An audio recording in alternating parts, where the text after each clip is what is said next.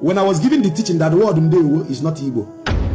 So many people thought I was crazy. How can you say that Ndewo is not Igbo? Because you came out and you are seeing Ndewo in Igbo textbooks, does not mean that Ndewo is Igbo. It is when the slaves from America were returned to Sierra Leone and they were given to a free town.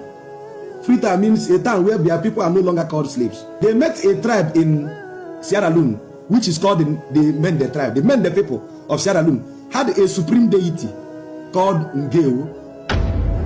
Okay? It is the corruption of Ndewo that they are calling Ndewo. Ndewo Abribo. Ndewo Abribo. Ndewo I na Abribo. Ndewo Abrodalo. See, if our job are for blood men, something has been said decades. It now look as if to say it's real. Ndewo Abribo. Ndewo is from the Mende tribe. So the thing is,